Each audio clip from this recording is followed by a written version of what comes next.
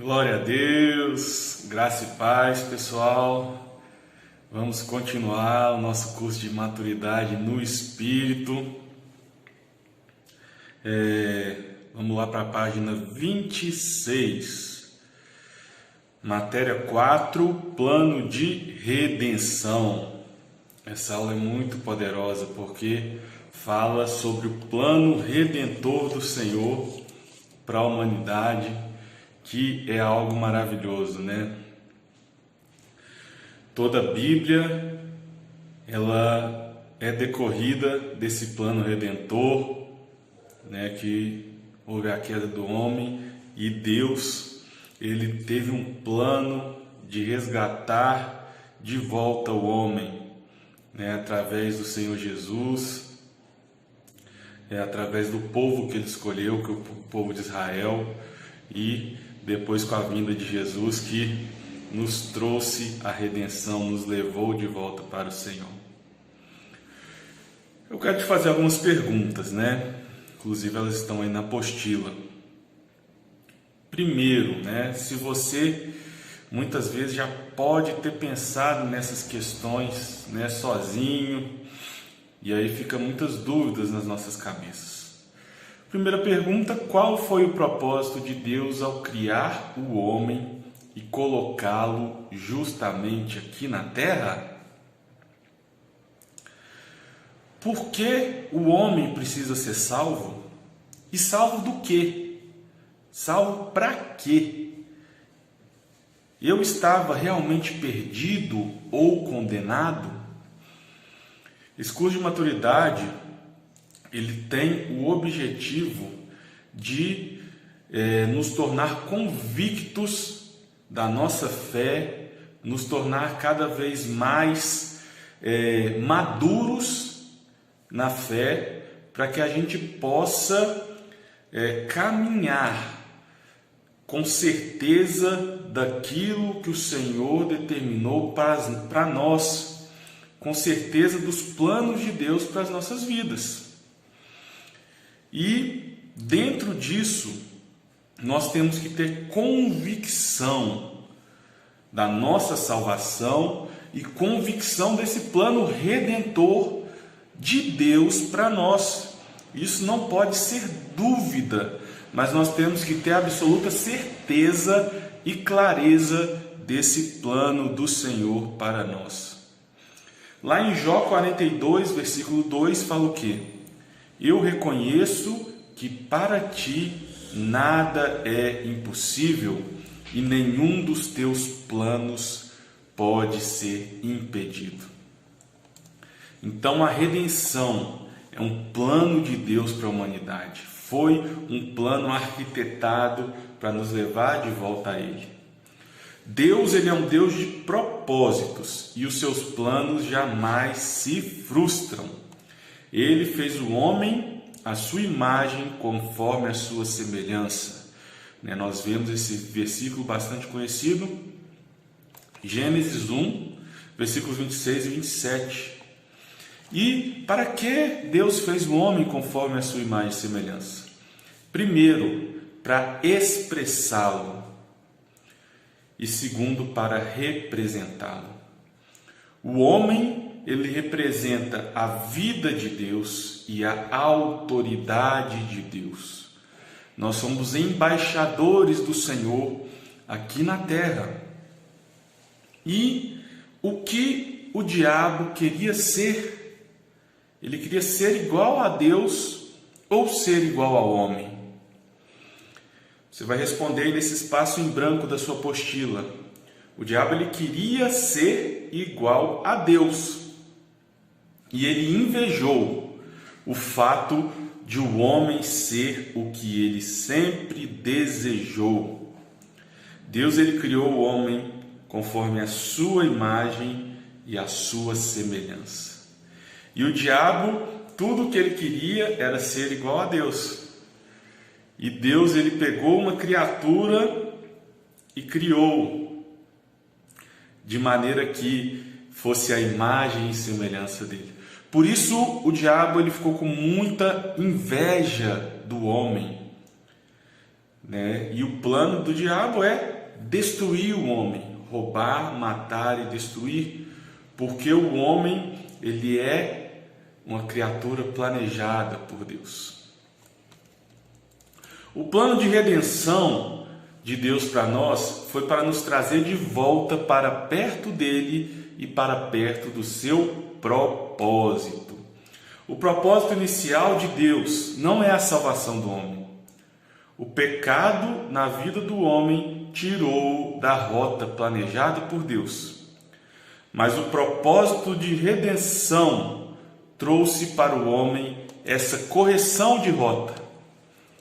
Então, Deus, ele tinha criado o homem, Adão e Eva, e eles viveriam em comunhão com o Senhor.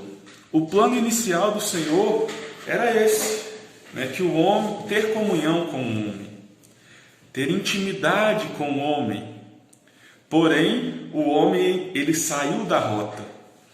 O pecado tirou Adão e Eva dessa rota de intimidade com o Senhor, essa rota de comunhão com Deus.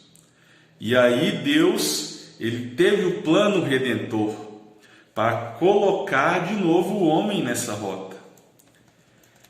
Outra pergunta aí da sua apostila: existe algo que Deus gosta muito e não tem? Então nós sabemos que o Senhor, ele é soberano, ele é dono de todas as coisas, ele é o Criador do universo. Mas tem alguma coisa que o Senhor gosta e não tem? Preencha aí na sua apostila, gente. Existe uma coisa. E o que é? O coração daqueles que ainda não aceitaram Jesus como Senhor e Salvador. Porque, infelizmente, como já nós vimos nas lições anteriores, o homem, ele tem o livre-arbítrio, e o homem, ele decide através da vontade dele qual caminho ele vai seguir. Então, o homem, ele pode decidir caminhar afastado do Senhor, e isso traz muita tristeza para o coração de Deus. O que mais alegra o coração do Senhor é quando nós nos rendemos a Ele. Como nós sabemos o plano redentor do Senhor, ele é bem resumido no versículo de João 3,16. Porque Deus amou o mundo de tal maneira que deu o seu Filho unigênito para que todo aquele que nele crê não pereça, mas tenha a vida eterna.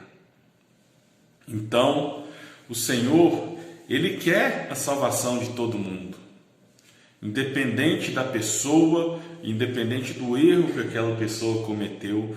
O Senhor, ele quer trazer toda a humanidade para perto dele. E a partir do momento que nós entregamos a nossa vida para Jesus, nós nos tornamos filhos de Deus. Isso é algo maravilhoso. Lá em Gálatas 4:7 fala o quê? Assim vocês não são mais escravos, vocês são filhos, e já que são filhos, Deus lhes dará tudo o que tem para dar aos seus filhos. É maravilhoso, gente, ser filho de Deus. Só que tem uma realidade que muitas pessoas não compreendem. Muitos se contentam apenas em ser filhos, mas Deus quer que você seja um filho maduro. É como aquela ilustração que nós sempre usamos, né? Quando você entrega a sua vida para Jesus. Você é um bebezinho espiritual, você nasceu de novo. Porém, o que acontece? Muitas pessoas se contentam em ser bebês espirituais a vida toda, né? O bebê, ele tem que desenvolver, ele se alimenta, ele cresce e se desenvolve. Porém, algumas pessoas dentro da igreja, elas ficam a vida toda da mesma maneira. E a realidade é que não basta ter a vida do Pai, é preciso amadurecer. A nossa semelhança com Deus, ela é gradual. À medida em que passamos tempo com Ele, nós o conhecemos e nos tornamos mais parecidos com Ele, expressando a sua imagem, revelando ao mundo quem Deus é cada vez que agimos como Ele agiria. Um filho de Deus expressa a natureza de Deus e tem a autoridade de Deus. Então a realidade é, nós nos tornamos mais parecidos com Jesus à medida em que nós amadurecemos.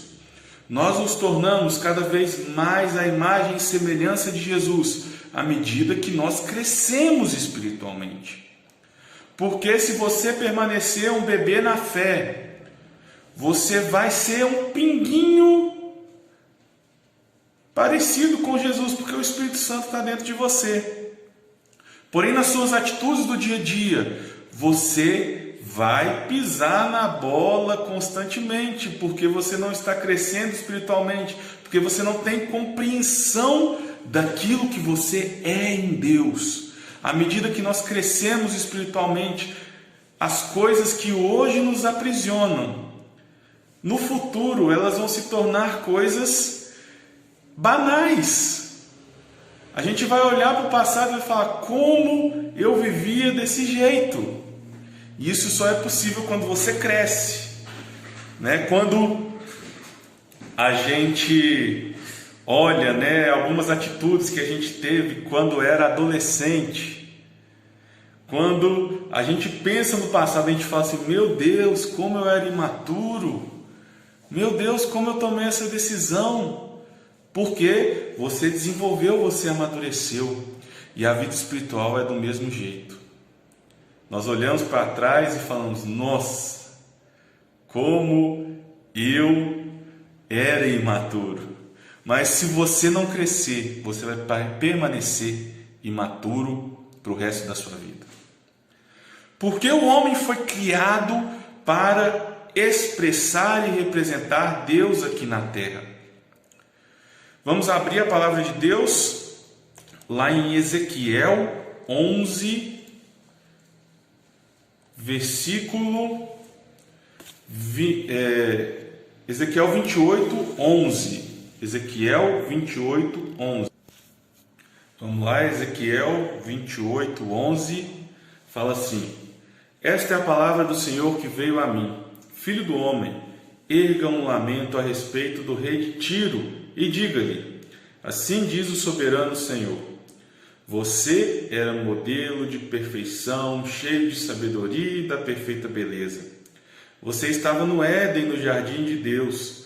Todas as pedras preciosas o enfeitavam: sárdio, topázio, diamante, berilo, ônix, jaspe, safira, carbúnculo e esmeralda. Seus engastes e guarnições eram feitos de ouro. Tudo foi preparado no dia que você foi criado. Você foi ungido como querubim guardião, pois eu o determinei. Você estava no Monte Santo de Deus e caminhava entre as pedras fulgurantes. Você era inculpável em seus caminhos desde o dia que foi criado, até que se achou maldade em você. Por meio do seu amplo comércio, você encheu-se de violência e pecou. Por isso, eu o lancei em desgraça, para longe do monte de Deus. Eu o expulsei, ó querubim guardião, do meio das pedras fulgurantes. Seu coração se tornou orgulhoso por causa da beleza, e você corrompeu a sua sabedoria por causa do seu esplendor. Por isso eu atirei à terra, fiz de você um espetáculo para reis. Por meio dos seus muitos pecados e do seu comércio desonesto, você profanou os seus santuários. Por isso fiz sair de você um fogo que o consumiu, e o reduzi a cinzas no chão, à vista de todos que estavam observando. Todas as nações que o conheciam ficaram chocadas ao vê-la. Chegou o seu terrível fim. Você não mais existirá. Isaías 14, 13 a 15. Você que dizia no seu coração: subirei aos céus, erguerei o meu trono acima das estrelas de Deus, e me assentarei no monte da Assembleia, no ponto mais elevado do Monte Santo. Subirei mais alto que as altas nuvens, serei como o Altíssimo, mas às profundezas do Sheol você será levado. Esses dois textos, eles falam sobre Lúcifer. Lúcifer, ele era um anjo querubim que era adornado de pedras preciosas, que era um querubim guardião, estava próximo ao trono de Deus. Mas infelizmente, a decisão de Lúcifer foi ser como Deus, estar à mesma altura do Senhor, se assentar no trono do Senhor. Deus, ele criou o homem e o colocou na terra, porque a terra tornou-se o único lugar do universo onde a autoridade de Deus era questionada, pois a presença de Lúcifer, que agora se tornou Satanás, estava aqui. Então, a autoridade sobre a terra se tornou de Lúcifer. Lúcifer foi lançado na terra e o homem, ele veio para tirar essa autoridade que estava nas mãos do diabo. Deus criou o homem para isso, para ser um representante de Deus na terra, o local que agora era dominado pelo inimigo. E aí, vamos abrir em Gênesis capítulo 2, versículo 9. Vamos ler esse Gênesis 2, 9. Ora, Deus fez nascer então do solo todo tipo de árvores agradáveis aos olhos e boas para alimento. E no meio do jardim estava a árvore da vida, a árvore do conhecimento do bem e do mal. No Éden nascia um rio que irrigava o jardim e depois se dividia em 4. O nome do primeiro é Pison. Ele percorre toda a terra de Ávila, onde existe ouro. E o ouro daquela terra é excelente. Lá também existem o bedélio e a pedra de ônix. O segundo percorre toda a região de Cuxi, é o Gion. O terceiro corre pelo leste da Síria, é o Tigre. E o quarto rio é o Eufrates. O Senhor colocou o homem no jardim para cuidar dele e cultivá-lo. E o Senhor ordenou ao homem: coma livremente de qualquer árvore do jardim, mas não coma da árvore do conhecimento do bem e do mal, porque no dia em que comer dela, morrerá. Então, essa foi a palavra do Senhor para o homem. Mas depois teve a palavra da serpente. Ora, a serpente era o mais astuto de todos os animais. Gênesis 3, a partir do verso 1. Que o Senhor tinha feito, e ela perguntou à mulher: foi isso mesmo que Deus disse? Não comam de nenhum dos frutos da árvore do jardim? Olha a astúcia do inimigo. Deus, ele falou que não podia comer de uma árvore, e a serpente, ela já joga colocando Deus como o pior de todos. Deus falou para você não comer nenhum fruto de nenhuma árvore. E a mulher respondeu: podemos comer do fruto das árvores do jardim, mas Deus disse: não coma do fruto da árvore que está no meio do jardim, não toquem nele, do contrário vocês morrerão. Disse a serpente à mulher: certamente não morrerão. Deus sabe que no dia que vocês comerem, seus olhos se abrirão e vocês serão como Deus, conhecedores do bem e do mal. Quando a mulher viu que a árvore parecia agradável ao paladar, atraente aos olhos e, além disso, desejável para ela obter o discernimento, tomou do seu fruto, comeu e deu ao seu marido, que comeu também. Então Adão e Eva preferiram escolher a palavra da serpente ao invés da palavra do Senhor, palavra de Deus para eles. E aí você pergunta: é justo que eu seja condenado pelo pecado que Adão cometeu? Uma coisa muito fácil da gente perceber é que muitas vezes a gente chega e fala: nossa, mas por que Adão fez isso? Mas e quanto às nossas atitudes diariamente? Quantas vezes no seu dia você pisa na bola com o Senhor? E aí, às vezes a gente julga Adão, quando nós agimos diariamente 10 vezes pior que Adão. E a realidade é o seguinte: Adão comeu do fruto e ganhou a natureza do pecado, provocando um grave problema com Deus. O homem cometeu alta traição contra o Senhor, optando por viver debaixo de condenação. O pecado de Adão é o pecado de todos. Mas tem algo que é maravilhoso: o ato de justiça de Jesus. Ele foi suficiente para redimir a todos nós. Romanos 5,18: portanto, assim como um só pecado condenou todos os seres humanos, assim um só ato de salvação liberta a todos e lhes dá vida. Isso é poderoso. Mas vamos ver mais sobre a consequência do pecado. O pecado interrompeu a comunicação. Efésios 4, 17 e 18: portanto, em nome do Senhor eu digo e insisto no seguinte: não vivam mais como os pagãos, pois os pensamentos deles não têm valor e a mente deles está na escuridão. Eles não têm parte na vida que Deus dá porque são completamente ignorantes e teimosos.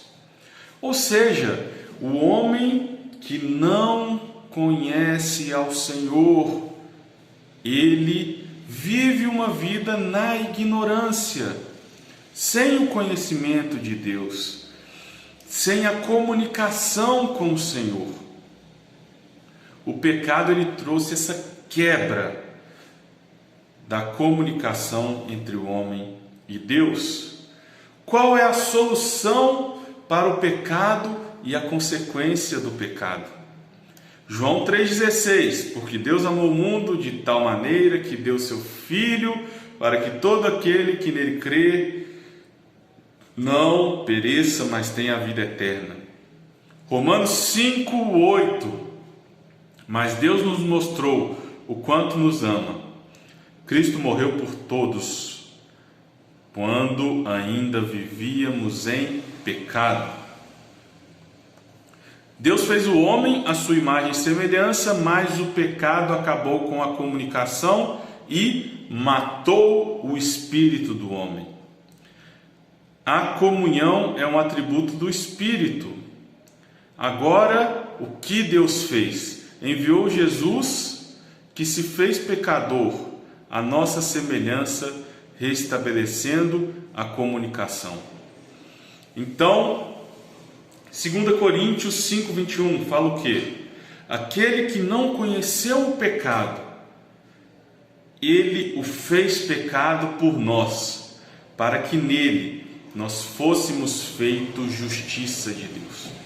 Jesus ele não pecou, mas ele levou sobre si todos os nossos pecados para que nós fôssemos justificados pelo sangue dele. O pecado, ele mortificou o espírito do homem. O sangue de Jesus, ele vivifica o nosso espírito, para que essa ligação entre o homem e Deus se torne real novamente. A comunicação do homem com Deus foi restabelecida através do sangue de Cristo, o nosso espírito, ele foi vivificado e nós podemos nos achegar novamente ao Senhor. Deus planejou o nosso resgate, pois o pecado nos levou para o cativeiro do diabo. Nós nos tornamos escravos do diabo, até que o Senhor veio até nós. Para conseguir nos buscar, ele precisou se tornar um de nós. Precisou agir na terra como um homem, para resgatar a humanidade. O Senhor se fez carne e ele viveu como homem. Vamos lembrar novamente que estava escrito em Gênesis 1, 26 a 28. Aí ele disse: agora vamos fazer os seres humanos que serão como nós, que se parecerão como nós. Eles terão poder sobre os peixes, aves, animais domésticos e selvagens e sobre os animais que se arrastam pelo chão. Assim Deus criou os seres humanos, ele os criou parecidos com Deus. Ele os criou homem e mulher e os abençoou, dizendo: tenham muitos e muitos filhos, espalhem-se por toda a terra e dominem e tenham poder sobre os peixes do mar, sobre as aves que voam no ar, sobre os animais que se arrastam pelo chão. Quando Deus criou o homem, ele deu para o homem domínio e autoridade. Ao próprio homem, pelo próprio Deus, em sua criação. O homem abriu mão disso e entregou tudo para o diabo quando ele pecou. Então, só um homem sem pecado poderia vir resgatar aquilo que foi roubado e devolver para a humanidade.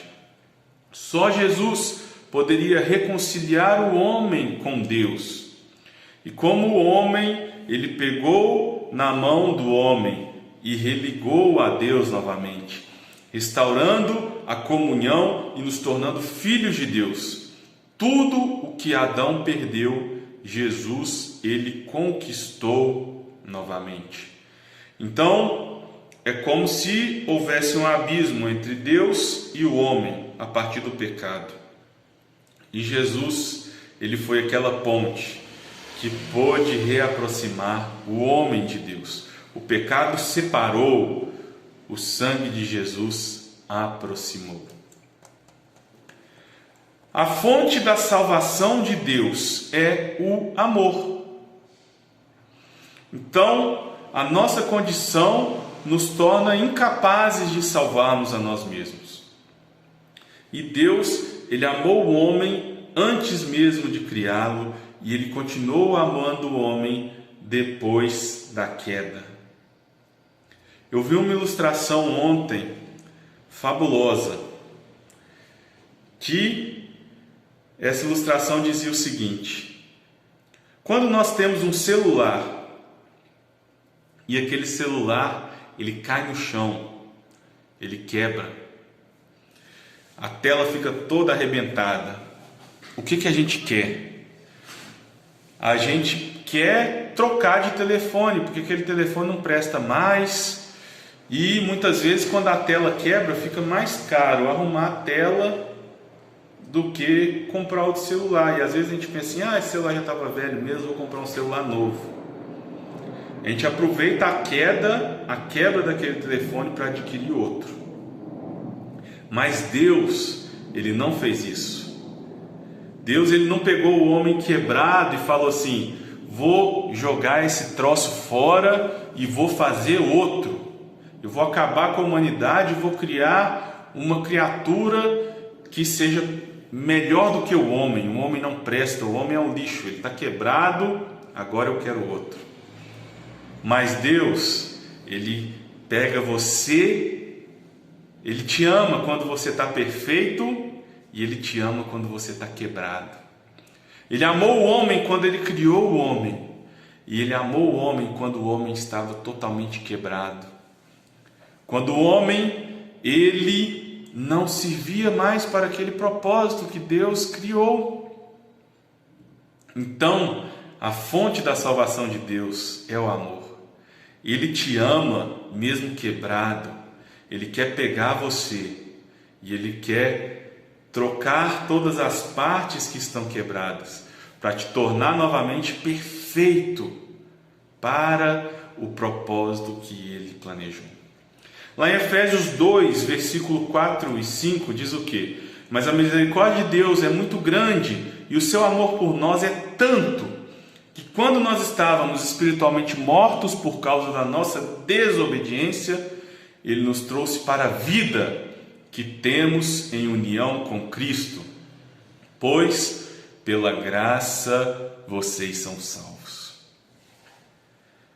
Outra base da salvação de Deus é a justiça. Então, a fonte da salvação de Deus é o amor. A base é a justiça. Deus, Ele é amor, mas Ele também é justiça.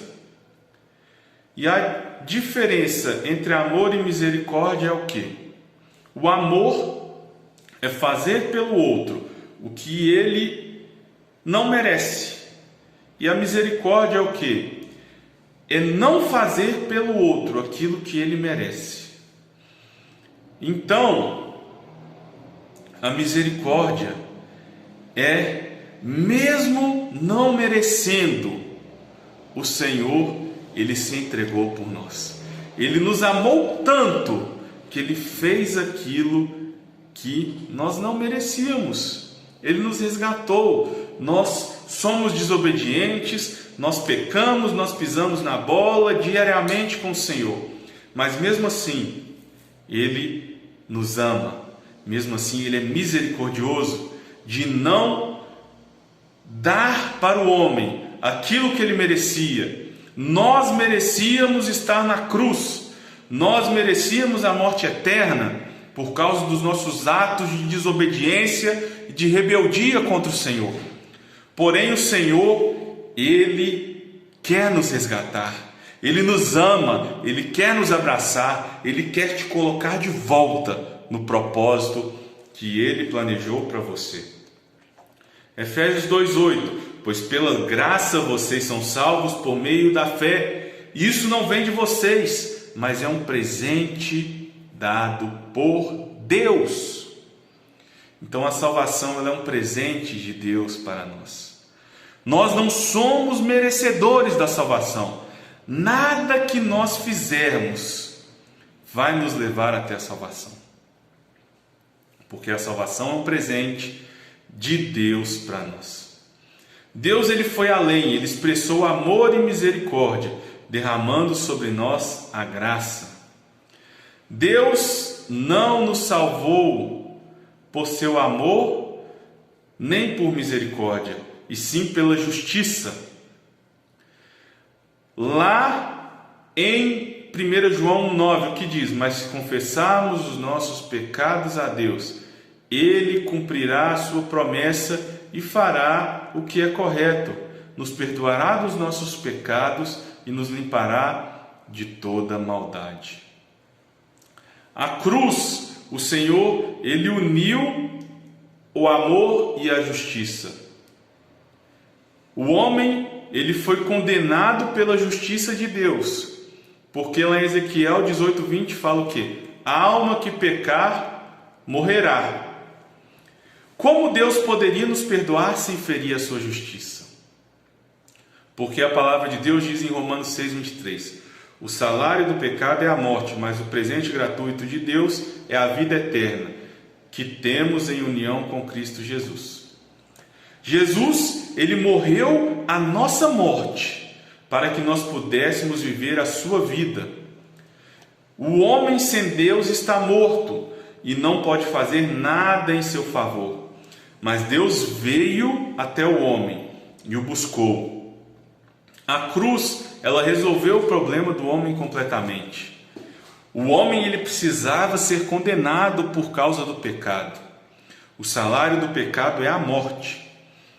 Porém, na cruz, Deus ele fez uma substituição.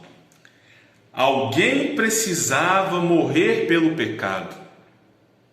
Esse alguém somos nós. Porém, Jesus, ele fez o quê?